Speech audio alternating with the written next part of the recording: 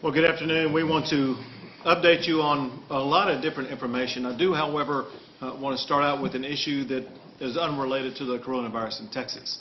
It's an issue about weather storms that will be crisscrossing much of the state over the course of the remainder of the day.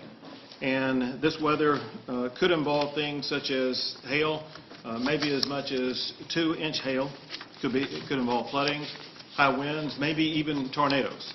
As a result, with Nim Kidd, who will be talking more about this later, the chief of the Texas Division of Emergency Management has begun the readying for the deployment of all personnel as well as resources to all areas across the state of Texas that may be impacted by these storms.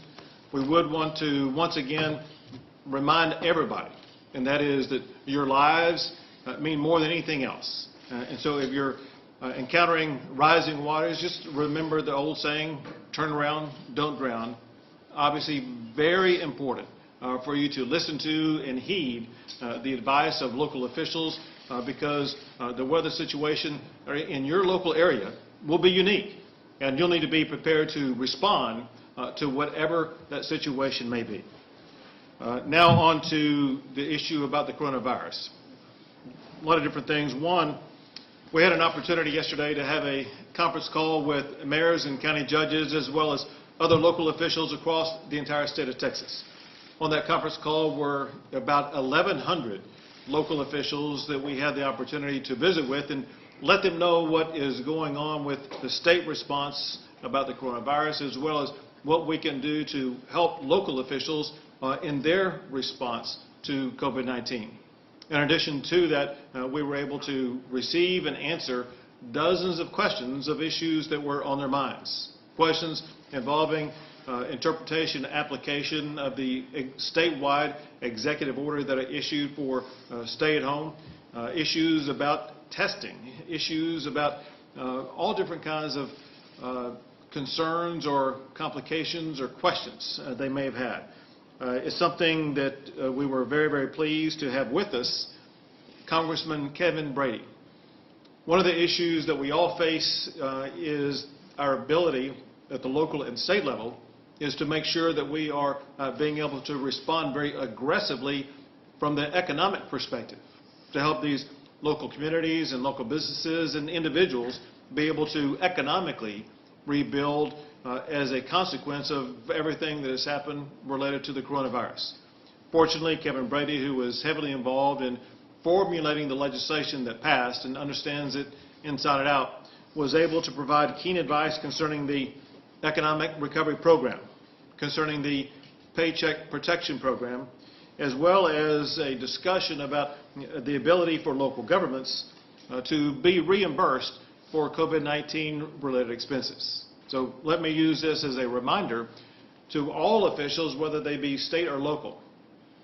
The federal government has provided an unprecedented amount of financial resources for governments at all levels to be able to fully and robustly respond to COVID-19.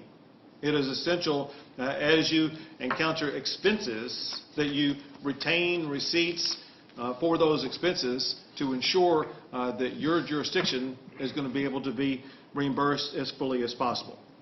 With regard to these phone calls that we're having with local officials, these phone calls will continue on a weekly basis. Next is testing. And one thing that we want to continue to do in the state of Texas is to increase the amount of testing that is taking place. And one thing I want to remind people about, and that is as it concerns the way that testing is being utilized today, it's a little bit different than it was from the early stages of our response to the coronavirus. In the early stages, a lot of the testing collection material or testing equipment itself was provided by the federal government. It can be sent to us through FEMA or sent through state health authorities. Now I would say that the majority of the testing that we see taking place is testing that's done at the private level, whether it be private drive-through testing facilities or hospital-oriented facilities or private healthcare related facilities.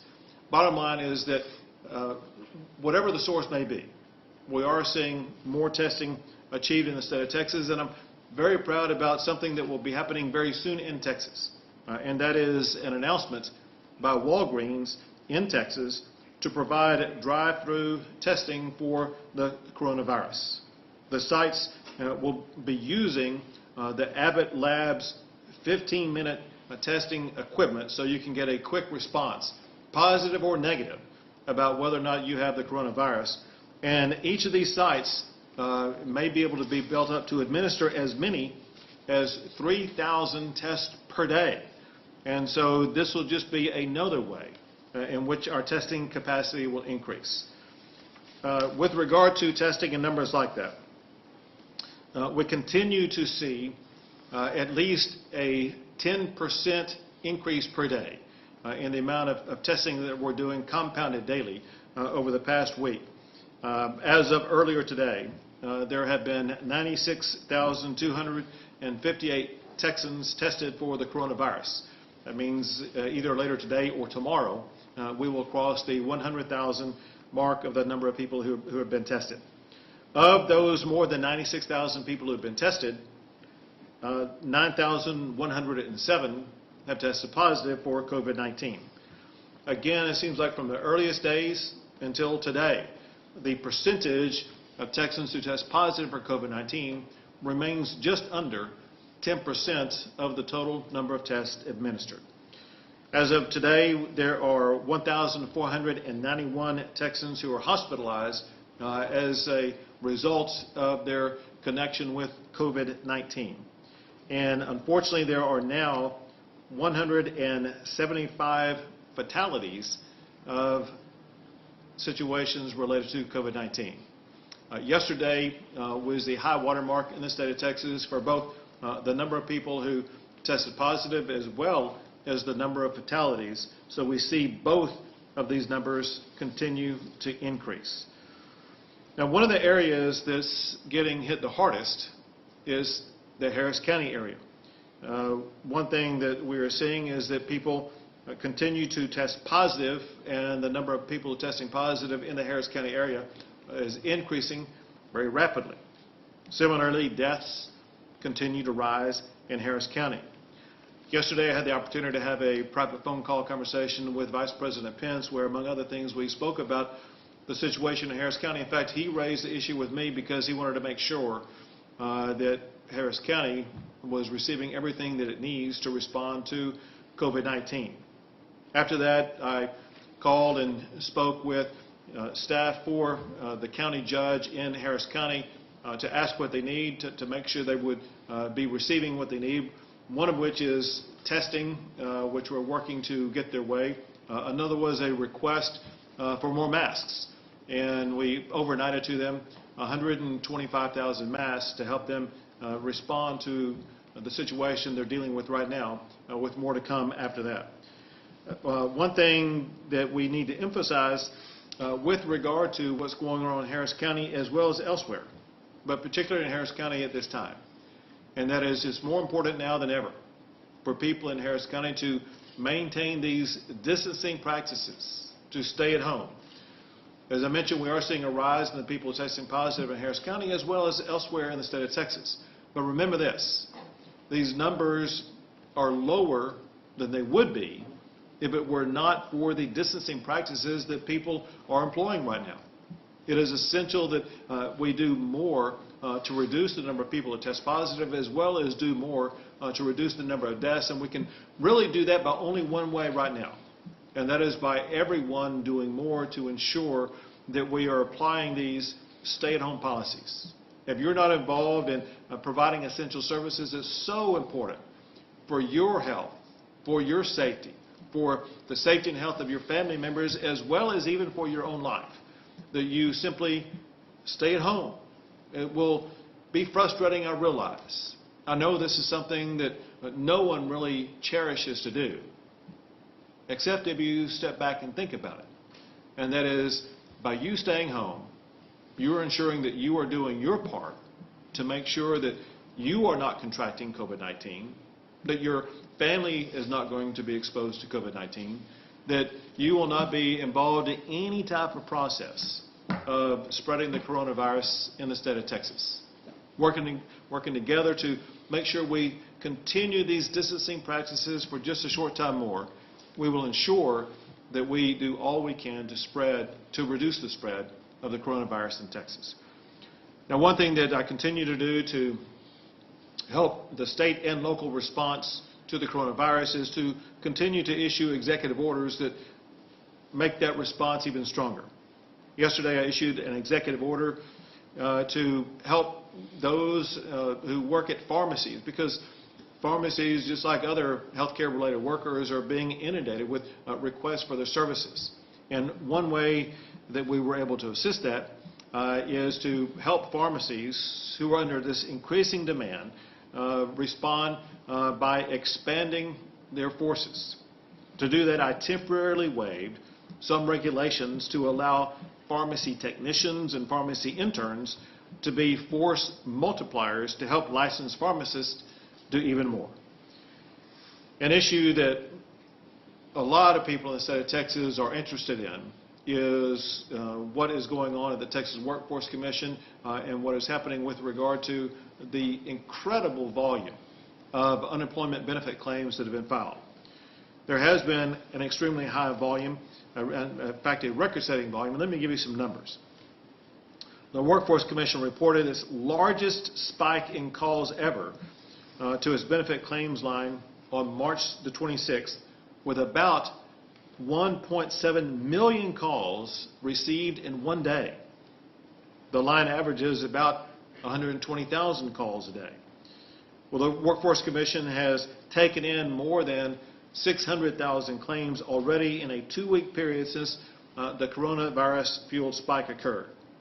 And they will likely process even more claims in the 5-week period that started in March than it did in all of 2019. Well, to help the process with the claims, the Workforce Commission has hired and brought in hundreds of additional staff to make the turnaround a whole lot quicker in the processing of these claims.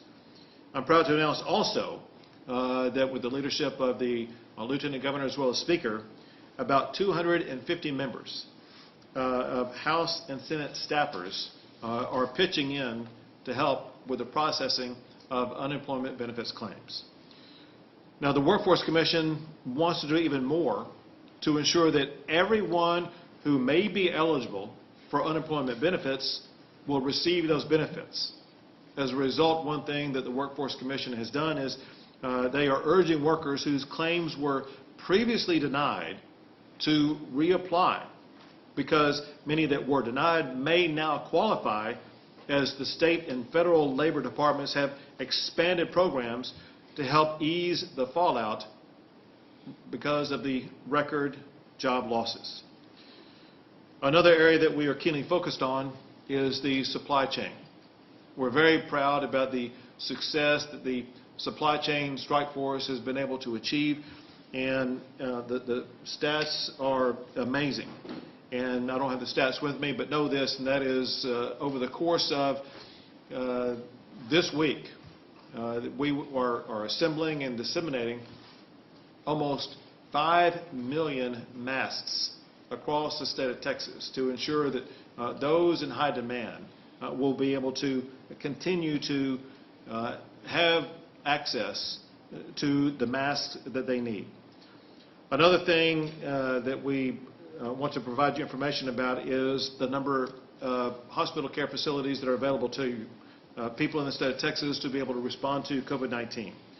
As of today, as of yesterday, there were 21,066 beds available across the state of Texas, as well as 2,225 ICU beds that were available, and 7,686 ventilators that were available. Going back to supplies, let me say something in this context. One thing that we always see whenever Texas faces challenges, we see heroes surface to help respond to those challenges. We saw it in the aftermath of Hurricane Harvey when we saw the Cajun Navy, or we saw just individuals from homes in and around the Harris County area take out their bass boat or their canoe or sometimes even a kayak to go try to rescue and help others. And just like we saw so many Texans helping others in the aftermath of Hurricane Harvey, we're seeing the exact same thing take place today as we see Texans respond to the coronavirus in our state. Many businesses and individuals are helping Texas, especially with the increase in the number of supplies that we can provide to those who need it the most. Let me highlight two today. As you know, there's great demand for what's called PPE, or personal protection equipment, especially face masks. A Texas company has stepped forward to ramp up production that will create a pipeline of supply on an ongoing basis for the state of Texas. The company's name is Prestige Ameritech. They're located in North Richland Hills in Tarrant County. The founder and CEO is Dan Reese. The executive vice president is Mike Bowen, and I had a chance to visit with both of them to thank them for what they are doing. Because at a time in need, especially for the face masks that are in such high demand, we needed an automatic supply that we would be able to rely upon both immediately but in an ongoing way. And they are capable of providing exactly that. As I understand the history of this facility, what they did is they bought a location that had been previously used by Kimberly-Clark. The Kimberly-Clark abandoned in order to move those manufacturing operations to Mexico. And Prestige Ameritech really wanted to focus on doing manufacturing in America, showing our own manufacturing capability. And so they used this facility that had been abandoned by Kimberly-Clark to make products right here in the Lone Star State. What they're doing is they are adding a shift manned in part by the Texas National Guard, wrapping up to be able to supply about 2 million face masks per week to be utilized by those who need them in Texas. We have a video to show you how this process is working.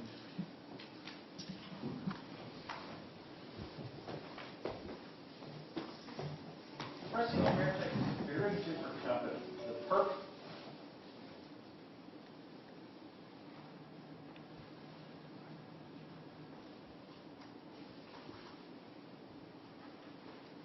Reboot, do it again.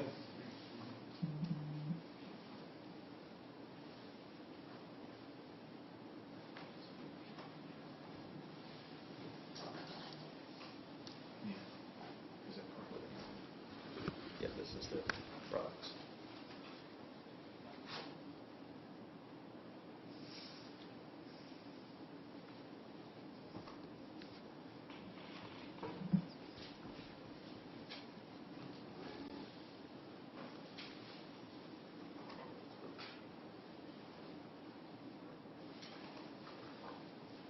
That's it.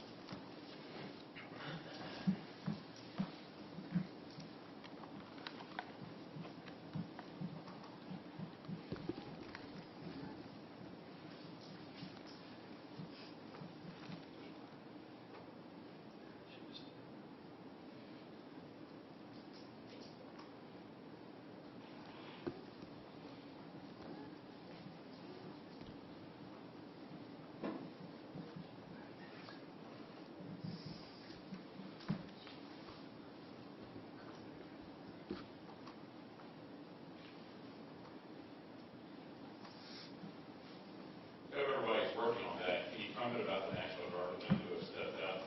I talked to them yesterday, and it's amazing what they're doing right now. It is, and we'll come back to that in a second. I have more to do. We'll worry about the video later, guys. Let's continue on because, again, what Prestige Ameritech has done is fabulous, but they're not the only ones who are stepping up because the same is true for Toyota and some of its suppliers. Reyes Reyes Automotive in San Antonio is a supplier to Toyota, and they will start producing up to 5,000 face shields a day for healthcare workers in Texas for local and healthcare needs. So once again, we come back to Texans helping Texans, and that is how we've gotten through challenges in the past, and that's exactly how we will get through this challenge, and that is by our fellow Texans stepping up to help out.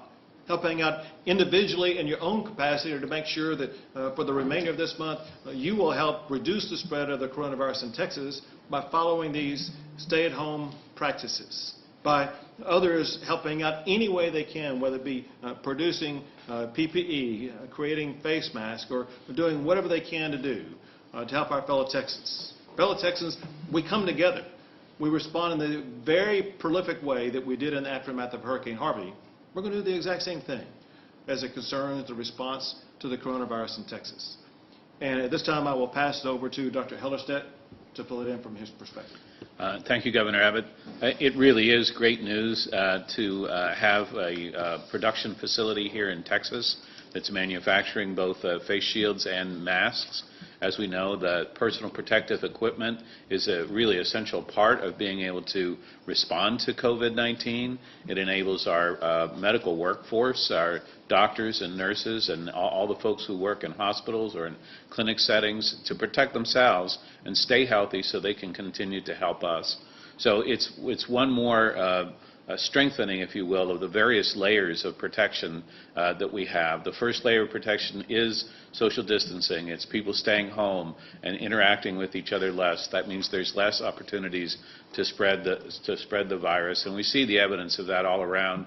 And I know that before very long we're going to be able to measure, in fact, that we have had an effect on the curve, if you will. The next layer of protection are the things that we can do ourselves. As you know, the CDC has recommended people wear cloth face coverings in public, and that really is a way for folks to keep from spreading the virus, perhaps unknowingly. Other folks are using gloves as well. Any of those kind of barriers will help. And then, of course, there's the layer of your environment, of keeping that environment clean and disinfecting it and keeping the germs away. We know that although coronavirus is what we call a novel virus, meaning it hasn't circulated in the human population before, that means that it can spread very quickly and very rapidly, and we've seen that happen in other parts of the world and other parts of the United States now. But the steps that we've taken and the things that I've outlined, those various layers of protection, are effective against every single germ, including the novel coronavirus. So it's really great news, again, that we have here in Texas some facilities that can help with that personal protective equipment and add to the protection that we enjoy here in the state. Thank you, Governor. Thank you very much. Dr. Zerwas. Thank you, Governor. As all of you all know, the Governor appointed a strike force to specifically look at this area of the supply chain and the various pieces of protective equipment that we need, as well as other types of equipment. What you're hearing today that the Governor has presented, as well as other things, are a reflection of the leadership that Keith Myers and Clint Harp are providing in terms of leading that effort. They are tireless in their efforts in terms of finding opportunities to enhance our ability to confront the virus, and I think what you're seeing is some of the examples of that today. It's not a stopping point at all, but along this journey, we're making good progress in that area, and so I'm very pleased with that side of it. My side of it tends to be the make sure we have the facilities and the capacity in order to absorb any kind of a surge activity that we might see. We've been fortunate in Texas that we're not seeing quite the ramp up that other places are, and I think a great deal of that is because of the Governor's executive orders, which have allowed us not only to preserve PPE, which has been accomplished by shutting down elective surgery, but as a consequence of that, we've also generated significant capacity, and the Governor has shared with you what some of those numbers are on a percent basis in terms of available beds, available ventilators, available ICU beds. We continue to have a very, very comfortable capacity in that regard. We watch it daily. We're still adding cases, clearly, but we're not on any kind of an exponential rise in the number of cases. And as the Commissioner has shared with you, In order to keep that going in the right direction is all dependent upon all of us to individually comply with the stay-at-home orders to the extent that we can, to avoid congregations any place that we can, and to practice all the good hygiene and things that are important that we know in any viral illness will be very, very successful. As kind of a point of information that's encouraging to us, it's one that I sort of stay tuned into, is how quickly does the number of cases double related to coronavirus. In mid-March, about the time that the governor was executing his orders, that was 3 days. Today, in mid-April, it's about 6 days. And so you've seen that number increase twofold as a consequence, I believe, of the things that we have been able to accomplish through protecting ourselves. But we're in a good place as far as our capacity and ability to absorb any number of increasing cases at this time. We're not stopping with that, though. I continue to work with my team to not only enhance the number of facilities that we have to absorb any surge in the viral illness, but also to provide for the manpower. And so we're working very hard with our folks at the Department of State Health Services to improve the functioning of our volunteer registry. We're testing that this week to make sure that it functions the way that it should. And I'm very pleased that even with just what we've done so far, we've seen a pretty good number of volunteers step up. We look forward to that number continuing to go up. Thank you, Governor. Thank you, Doctor. And now for Chief Nemked. Thank you, Governor. I asked our team to bring some displays that we'll allow available for pictures for you guys, and then we want to get them back into inventory and get them out the door as soon as possible. But, Governor, to reiterate, Toyota and Ray is working together on these face masks. And while it looks simple, this is a life-saving device right now. And the fact that they're putting these in production today, not their normal scope of business, the Texans helping Texans.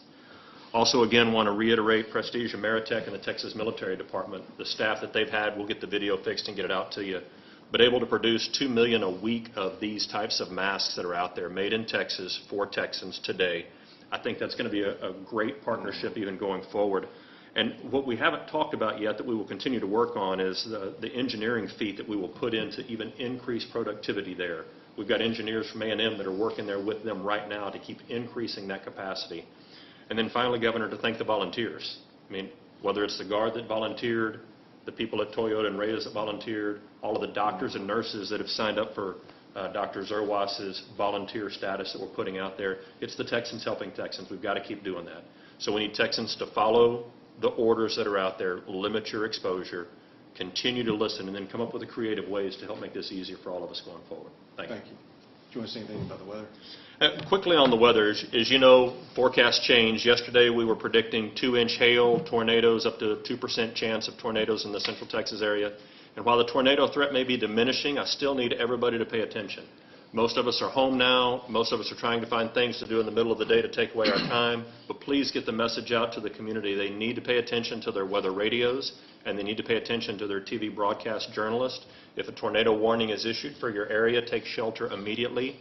Weather Service is still predicting up to 2-inch hail and strong winds coming from central Texas, Waco down past San Antonio. Could be life-threatening for us. We just want to make sure everybody's paying attention and following the directions. Thank you. Thank you. Let me close it down by picking up on a point and basically repeating it of what Dr. Zerwas said, because this is incredibly important. He said today it takes twice as long for the number of positive cases of COVID-19 to double than it did 2 weeks ago. What that means is that the sacrifices you are making right now to distance yourself from others, to stay at home, they're paying off. They're leading to better results. So you should be proud of knowing that your contribution is making Texas a safer place, and in fact a place where we will reduce the number of deaths that will be connected to COVID-19. And so please just continue the success that you've already been providing to our state for the remainder of this month, so we can ensure we continue to slow the spread of the coronavirus. Now we'll take some questions. So one at a time, please, with the microphones there so they can hear your question. Please ask your question and then sit down. Yes, Governor. Can you talk about nursing homes right now? It appears that in San Antonio we've had more deaths associated with COVID-19 than we first thought. And obviously we've had other nursing homes in Texas City and Lubbock report large numbers of infected. Is there something that we can do as a state to address those, and your task force looking at what we can do to curb what we're seeing in those areas? Two things in response to your question. One is that we know nursing homes used loosely as a phrase that would encapsulate much broader categories. Senior living facilities, retirement facilities, nursing homes, even state-supported living centers. All of these we look at in the same perspective, and that is we're dealing with what we view as a very vulnerable population, a population that would be more susceptible to contracting COVID-19, and a setting where if somebody does contract COVID-19, it is more likely to spread. Because whenever you're in one of these living centers, it usually involves a decent-sized population of at least dozens, if not maybe hundreds of people, as opposed to a single home setting that could involve just a few people.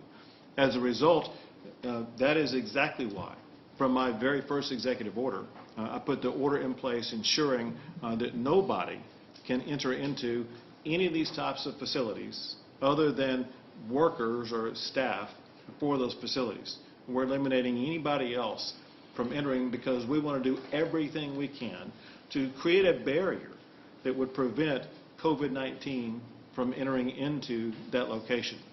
That said, what we have is we have what I would categorize as immediate response teams that deal with the unique circumstances of each of these types of situations.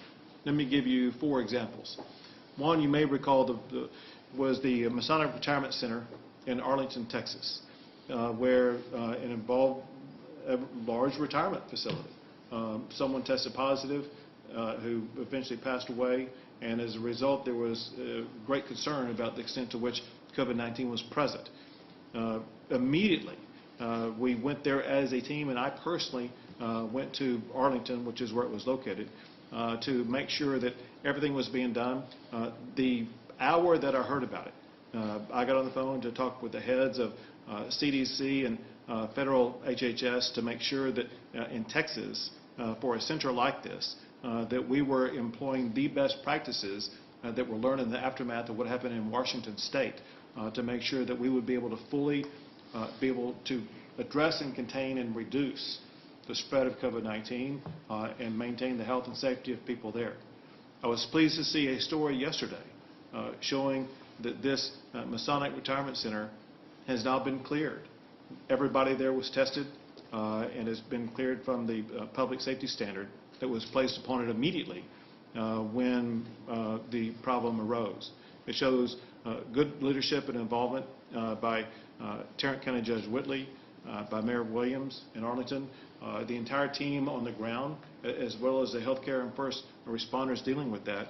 And as far as I know, the only person who lost their life because of it was the initial person who tested positive.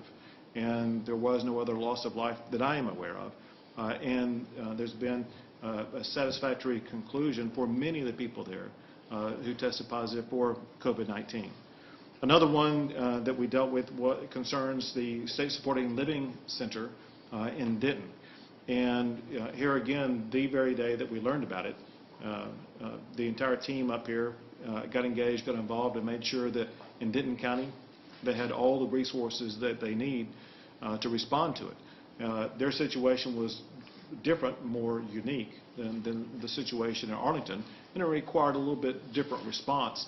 But the same result has been achieved, and that is we were able to go in and make sure we provided all the needed testing, contain the problem, reduce the problem, and prevent a situation like what occurred in Washington State.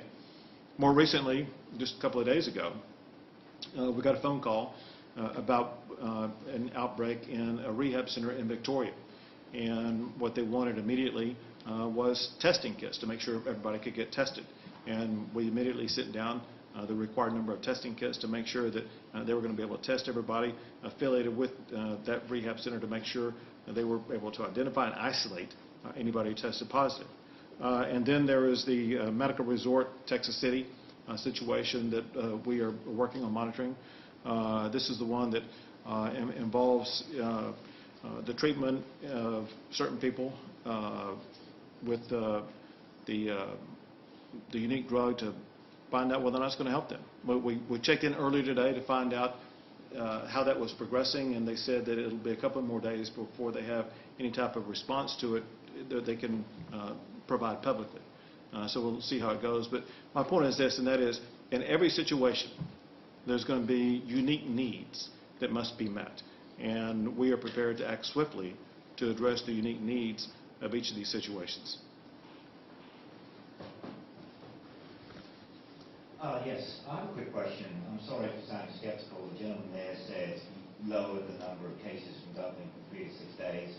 But the quick math shows that we're still way behind the testing per population to New York. We're 400 per 100,000 people versus New York, which is 1,400 people per that number. So we're basically way behind in testing as a ratio to New York. So how can you possibly say that we're doing a better job of knowing how many people we have who are infected when we're 5 times less than the ratio of New York? And I speak from personal experience. I can tell you, I know 3 people who tried to be tested, and the answer was, you can't be tested because you don't have a cough, or you have a cough, but you don't have difficulty breathing. So what is the criteria for being tested? Because people are going to try to be tested, and they're told you have difficulty breathing, therefore you can't be tested. Sure. I'll answer most of those. With regard to the criteria, Yes. I will have Dr. Hellerstedt answer that. Let me answer your multifaceted question. Yeah, I'm sorry, okay. That's all right. A couple of things. One, very importantly, remember the numbers I gave you earlier, which have remained true from the beginning of our testing until today. And that is that more than 90% of the people who are tested in Texas test negative, which means they don't have COVID-19. Very importantly, and this is something everybody must need to begin to comprehend, and that is receiving a negative test really does you not any good. The only good that it does is it means you don't need to isolate at that moment in time. Because remember this, a negative test is good for that moment in time only. If you test negative right now, later on today, you could contract COVID-19. And so the important role that testing plays is to identify those who test positive, isolate them so they don't expose that disease to anybody else, and as a result, be able to reduce the spread. Second thing is that with regard to forming models, and I'll let Dr. Hellerstedt talk from his perspective, all I can do is convey to you what I've been told from Dr. Birx, who is the medical doctor in charge of the White House Task Force Response Team to coronavirus, who has told me the amount of testing that we have is adequate for us to form the data models that we need to make all the different types of determinations that are needed. The last thing goes to the first thing that you mentioned, and that is, has New York tested more? Yes. They've had a far more deadly situation than what Texas has had. As a result, they have received more early on testing equipment from the federal government. Has Washington State tested more? Yes. They dealt with a far more deadly situation than Texas, and they were either the first or second state to encounter this. Has California tested more? As a percentage, maybe not. In raw number, yeah, but they faced a far more deadly situation. So the only states that have conducted more tests than Texas are states with far more deaths than what Texas has. The last I looked, which was early this week, Texas ranked 7th in the United States in the number of tests conducted. Every state that had tested more faced far more deadly consequences. As a result, those states were, rightfully so, prioritized with testing. That said, remember what I've said earlier, and that is, for longer than a week now, for at least 10 days now, if not longer than that, we've had a daily sequential, day-over-day compounded rate of increasing our testing by more than 10% per day compounded daily. And as a result of that, and as a result of what we know is in the pipeline now, as far as available testing resources are concerned, we'll have plenty of testing capability in the state of Texas. The main thing said, and I'm going to tell you what I know for a fact Dr. Hellerstedt's going to tell you, and it's because I've heard him say it about 40 times, and that is that testing is helpful, especially to isolate those who have it. But testing is not a solution. The solution is one thing, and that is to follow the stay-at-home orders so that you reduce your chances of contracting COVID-19. If you don't have COVID-19 right now, you have total control to maintain your personal protection to ensure that you do not get COVID-19. All that said, from all the medical perspective, if you would, I would like to have Dr. Hellerstedt provide the remainder of the response. Thank you, Governor. The Governor gave you a very, very thorough response. I think, to your exact point, you have to remember that the testing capacity has expanded steadily over time. And so when we began testing, we had to use that testing in a way that was most beneficial for the purposes of public health surveillance. And that meant not testing people who were free of symptoms. For looking for people originally, of course, the thing that we were looking for was travel related to coming from an area where there was a lot of COVID-19 activity. Now that COVID-19 has spread on other parts of the world and other parts of the United States, the travel piece of it isn't as specific, but it can still be part of the criteria. And then the symptoms are also part of the criteria for doing testing. It is true that we have sufficient testing capacity for the purposes of public health surveillance. So I think that I'm very confident that those doubling numbers that we talked about are valid and do reflect a slowing of the rate at which it is spreading in the community. So don't forget, it's still spreading. We're still going to see more cases. But if you look at what's called the epidemiologic curve, there's a point where it accelerates very rapidly if you're not doing the right things, if you're not taking the right precautions. We are taking the right precautions. So although we are seeing more cases, it's not accelerating as fast as it was. I guess it's analogous to saying you're in an automobile and you've got your foot on the gas and you've got it to the floor, and it's accelerating as fast as it possibly can. If you do something to let off that gas, the car's still going forward, but it's not accelerating anymore. It's beginning to slow down, and that is what the doubling time really means. It means that over time, it takes more and more time for the cases to double. That is absolutely a function of the things that the governor's put in place and the practices that people are observing. I think we need to understand that we as Texans deserve a lot of credit for understanding the importance of these things and following those recommendations. They are sacrifices, they are difficult, but they're paying off. And I'm confident that that doubling time is a really solid figure. No, not everyone who necessarily asks for testing should be tested or can get tested, but for the purposes that we have in public health, it is perfectly adequate and does reflect the course of the illness in the state.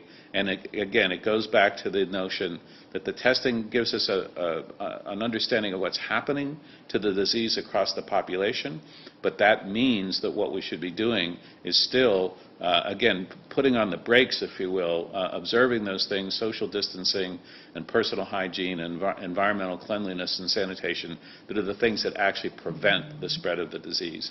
And so that is the message, and all of those things I think are very good news. They show that the things we put in place are working, and that we are very hopeful that as we continue to apply the brakes, if you will, we're going to actually slow down and reverse at some point the trend of expansion of the disease in Texas. Very good. One at a time, guys. Everyone's going to get a chance to ask a question, I promise. Governor, as you know, we've got not only the effect of the virus itself, but also the economic impact. I know small business owners have written to you expressing their concerns about having to close up shop or lay off employees. At the same time, we've seen these models, specifically the University of Washington model, show a brighter outlook for Texas, showing not only projected less cases and deaths, but also moving up pretty significantly where they predict the peak to be. I think last I looked, it was April 19th. It used to be like May 6th. With the executive order and the social distancing restrictions right now in place until the end of the month, Should small business owners and Texans expect their elected officials to also be looking at refreshing those restrictions?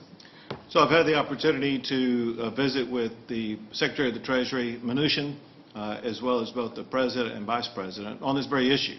And you may have seen public comments by all of them about what their focal point is right now. They want to be able to get certain portions of business up and running again. When I say certain portions, they want to make sure they do so in a way that doesn't increase or restart the spread of the coronavirus. So they are working on strategies as we speak to find unique and maybe limited initially ways of restarting business and getting it going as quickly as possible. So I'm working with Secretary Mnuchin, working with his team, as well as with the President and Vice President on those very strategies that we look forward to hopefully being able to announce very soon.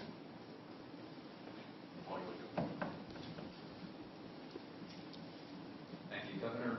Specifically, what models is the state using right now looking at the trajectory of cases? Has the state engineered any models that it's using on its own? How much confidence do you have in modeling, and has it played a big role in informing your decisions you're making as executive orders, those kind of things? Sure. So first, with regard to my executive orders, they're based on two things. One is data, the other is doctors. And the doctor who knows the answers to all your questions is Dr. Hellerstedt. Thank you, Governor. As far as modeling, we're looking across the board. We're looking at many different models. We're having conversations with the people who make the models. Remember, the models are essentially a mathematical equation, and that mathematical equation has many variables in it, and those variables in that equation is meant to provide a prediction, if you will, or a model of what possibly could happen to the number of cases in the course of the disease. And it will predict things like the peak at which it will occur, the date at which that peak might occur. But again, it's all based on a mathematical equation that has a number of variables. In the original way that people modeled, a lot of the data that you would put in there, where in other words you'd say, well, what's the value for this particular variable? And a key one, for instance, is that doubling time that we just talked about.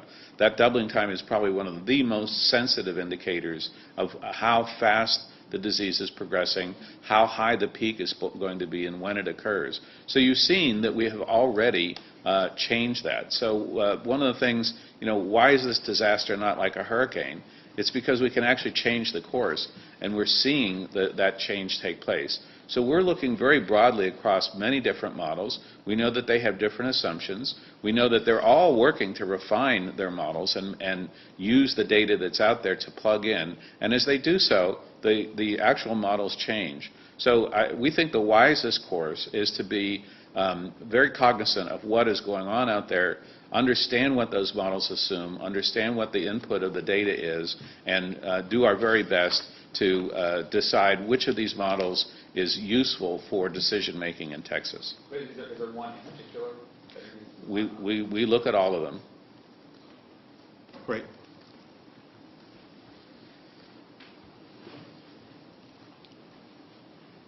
Yeah, I guess what resources are available right now for the undocumented community, and along those lines, kind of how high the priority is enforcing SB4 right now?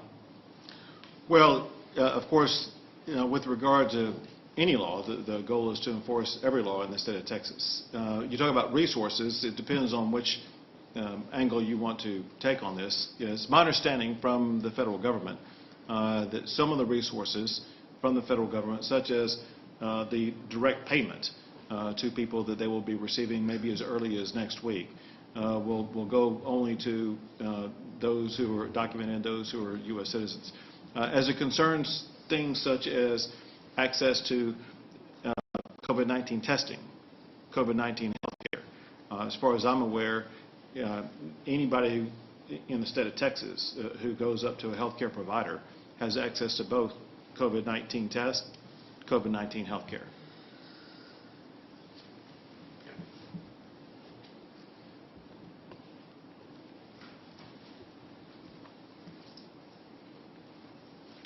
We know that individual cities are releasing their coronavirus cases by certain demographics, and you mentioned Harris County, and Houston is releasing those numbers based on race, and that's revealing some of the public health disparities among the African American communities.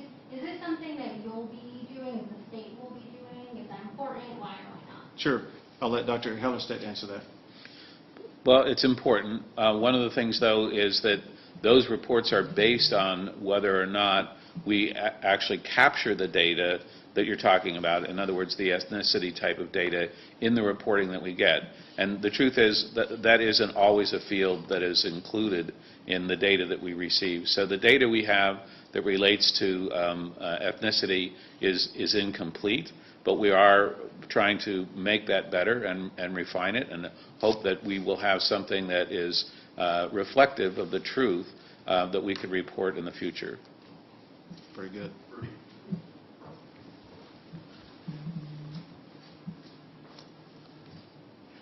Governor, you touched on this a few moments ago, but I'd like to drill down a little bit more. What is the criteria for you, or what are you looking at if the CDC does come out and says, here are the standards for businesses to start ramping back up? For you, how soon would you like to see that happen, and what type of businesses would you like to see that happen? And Dr. Hellerstedt, if you could also address the peak. Are we close to it? What's your timeline? What do you think, where we're going to hit that peak and start going down? Well, I would like to see the recharging of the business sector to happen as quickly as possible for as many businesses as possible in alignment with the standards set by the CDC and by the President. And that has to be done in conjunction with the data that we have in the state. The perception I have from what the President has been talking about is that that the standards they come up with probably will not be a one-size-fit-all concerning every state. As the President talked last night, that there would be one standard perhaps for New York City that would be far different from rural Nebraska. And that would be in part based upon the number of cases of COVID-19 and the likelihood that somebody may contract it. There still are in the state of Texas about 80 to 90 counties that have 0 cases of COVID-19. What I don't know yet is whether or not those counties would be categorized as more likely than others to be able to open up. It may be based upon the trajectory. Is the trend going down in a particular county or particular area? Hence, the importance of everybody right now, especially right now, to do all we can to slow the spread, because as the President, as Secretary Mnuchin, as the team in Washington, D.C., are working on the standards that they will articulate that we will follow, the better your numbers can look at the local level by result of your distancing practices that you're employing right now, the better the chances are that in your particular area you'll have a more likelihood of being able to open up more businesses. With regard to the remainder of your question, I will let Dr. Hellerstedt answer it. Right. So the question was, when is the peak? And I think the answer to that is we want to see more data. We want to know that we have confidence in the trends. So, for example, we talked about the doubling time earlier. Early in the outbreak in Italy, for example, the doubling time was as short as 2 days. So every 2 days, they doubled the number of cases that they have. Now, with the kind of measures that they've put in place and over time, their doubling time is down to about 16 days. So that it's slowed down dramatically. The rate of acceleration is slowing down dramatically. We're, as we said, at around 5.5 to 6 days, from starting out closer to 2 to 3 days. So we're making progress, but I'd like to see that progress continue before I think we could make any valid prediction about exactly when the peak would occur. So we're headed in the right direction. These are good signs. These are signs that we are, again, not accelerating as quickly as we had been before, but we really want to gather more data so that we're confident in the trends. I don't think anybody wants us to act rashly or prematurely and have a resurgence in cases only to have to reapply, if you will, more stringent standards. So I think as time goes on and we see the trends, we're confident in the trends, that's going to be the point in time when we can contemplate changes in policy that might enable some of the activity that everybody wants to resume to occur.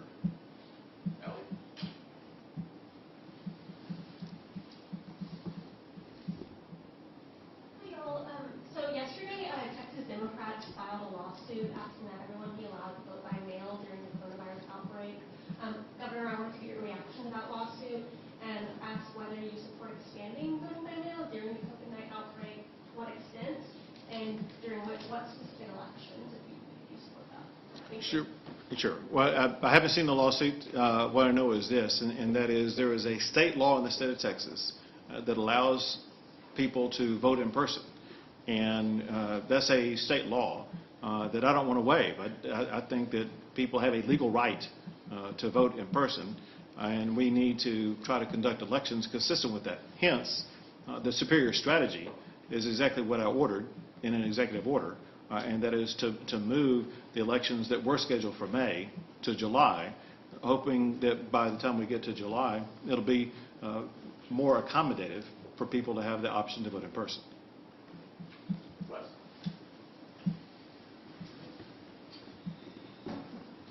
Thanks, Governor. On a personal level, as you've sort of tracked all of these different developments, what has struck you the most about what you've seen in some of these communities? We talk about the urban versus rural situation a lot, and how communities respond differently to different types of situations.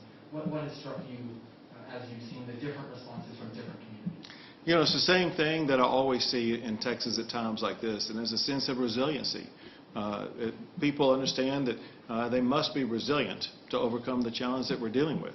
And it doesn't matter if you're talking about a large urban area or a rural area. We've got people in the state of Texas who are resilient. We've dealt with challenges bigger than this in the past. And just as we were able to overcome those challenges, we'll be able to overcome this challenge, in part due to the unique and profound resilience that Texans have. You all had mentioned that some of the data that you are getting from local health departments is incomplete when it comes to the racial data and demographic data. Previously, you have issued executive orders mandating hospital bed capacity being reported and testing results being reported to the state. Is that a step you would take to ensure that racial data comes to the state, in addition to maybe hospitals also reporting how the hydroxychloroquine is being used on patients, so that data is kind of making its way up to the state to inform those decisions? Sure. I will tell you this, and that is, if it's a recommendation to me by Dr. Hellerstedt, I would do it. So I don't mind opening up the question to Dr. Hellerstedt. Well, again, you need to remember that we're trying to get very key data in terms of the people who test positive and understanding that. So in a certain sense, we would rather look at a positive test and know that there's an individual who's tested positive.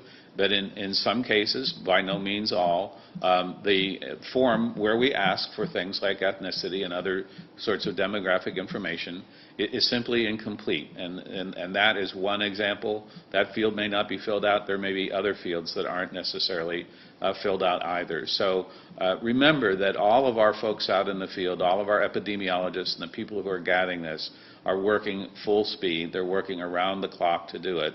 And they're doing the very best that they can. In some cases, those fields are missing, but we have a confirmation that there is a case of COVID-19. So we want to use those cases so that we have an accurate picture of the truth, an accurate picture of the scope of the disease in Texas. And in some cases, though, that is incomplete. So I don't think there's necessarily anything about mandating it. We ask for it. It's part of the reporting that we have. That's a typical type of reporting. And I think as we get more, if we get this under control better, we will be able to expect that our folks in the field who are providing the reporting and filling in those fields are going to have enough time in the day to get it done.